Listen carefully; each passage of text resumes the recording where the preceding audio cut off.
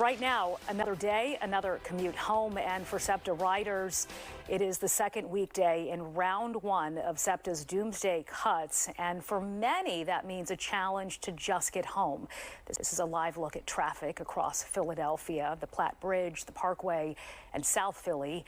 After Labor Day, it is expected to get even more busy. On the rails, some train delays this morning due to reported equipment issues. This is video from Sky Fox over Fox Chase 2 Suburban Station.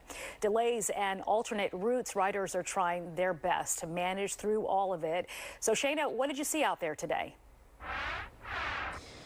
Well, Sheba, the transit system is advising commuters to essentially come up with alternative plans in light of these service cuts. And many of those riders I spoke to say that suggestion just feels like a slap in the face.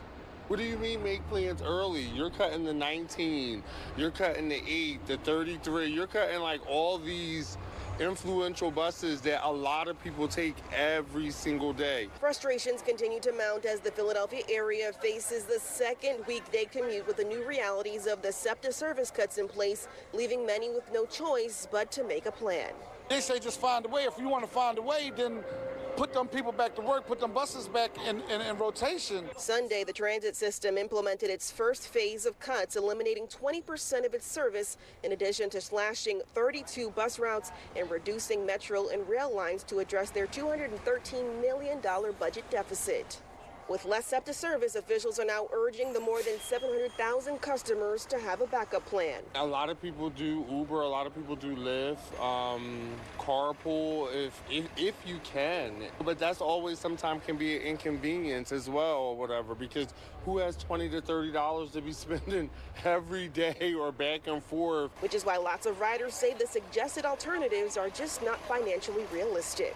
Ubers end up adding up, and not a lot of people work earlier than when their child goes to school, so it doesn't work, and some people can't afford an Uber every day. Tuesday morning's commute proved difficult for many who say their morning ride was disrupted with equipment issues. We reached out to SEPTA officials who tell Fox 29 the equipment issues are separate from the funding service-related cuts and have more to do with the aging cars along the rail lines. But back at Broad and Olney, commuters say the fact is they rely on the aging transit system, and as the days go on without funding, they're hoping for the best while bracing for the worst.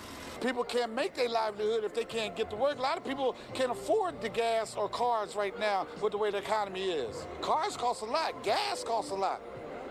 So how else they still gonna find a way? No, you are our way.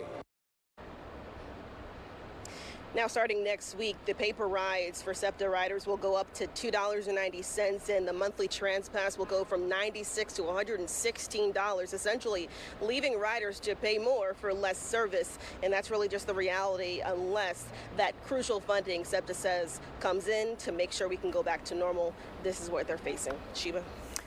All right, Shayna, thank you. Lawmakers in Harrisburg may be close to finding common ground on transit funding.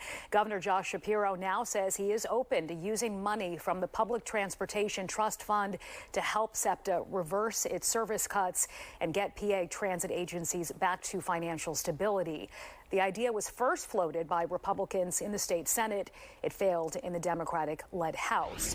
3 GOP state senators releasing a joint statement today in response to the governor, saying in part, quote, "We appreciate Governor Shapiro's clear acknowledgement yesterday that PTTF funds can be part of the solution to SEPTA's financial crisis. That was the very intent of our August 12th legislation, to utilize these funds available while implementing stronger accountability and safety measures."